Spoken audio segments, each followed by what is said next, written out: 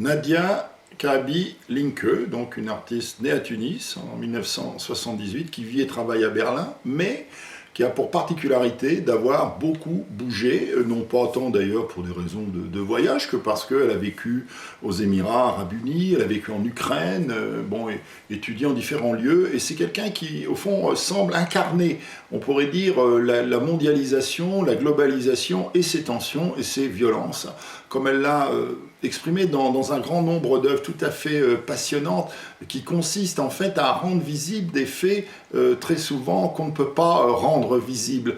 Par exemple, la question du travail des migrants, par exemple à Venise, ces migrants africains donc, qui vendent à la sauvette des objets comme ça sur des tapis. Elle va faire une œuvre qui évoque ça, mais in situ, directement donc, dans Venise, qui s'appelle donc Tapis volant.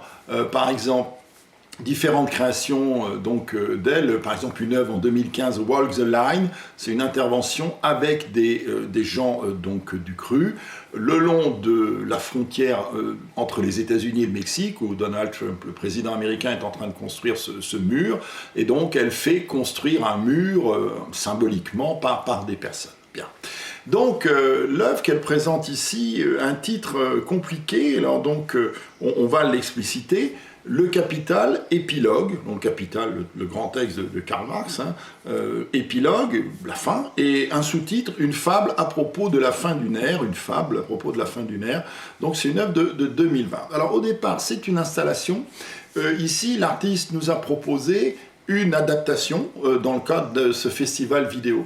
De quoi s'agit-il? Tout commence à Amman, en Jordanie, où l'artiste se déplace avec un de ses amis et tombe en plein centre-ville sur une magnifique ancienne maison bourgeoise complètement détruite, dont ne reste plus que le portail en métal et une branche d'arbre comme ça qui le maintient. Tout le reste n'est que ruine autour. Et donc c'est très curieux, parce que pourquoi dans cette ville, cette maison-là? La raison en est que finalement la propriétaire de cette maison fait un rêve. Dans ce rêve, elle voit son père mort. Son père lui dit « Tu dois creuser sous la maison, tu trouveras un trésor ». Elle fait détruire la maison, il n'y a pas de trésor. Et bien évidemment, on ne peut pas reconstruire. Pourquoi? Parce que les promoteurs ne s'intéressent pas à cette parcelle, insuffisamment grande ou finalement adaptable à leurs besoins.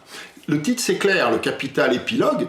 Une fable à propos de la fin d'une ère, on a envie de dire, faisons une transposition, et disons, cette maison, de certaine manière, c'est notre environnement, c'est notre demeure, c'est peut-être même la Terre, Gaïa la Terre, et qu'est-ce que c'est que cet acte de destruction dans l'espoir de trouver un trésor, cet acte de prédation destructeur? Eh bien finalement, on pourrait dire, c'est le capitalisme dans toute sa violence.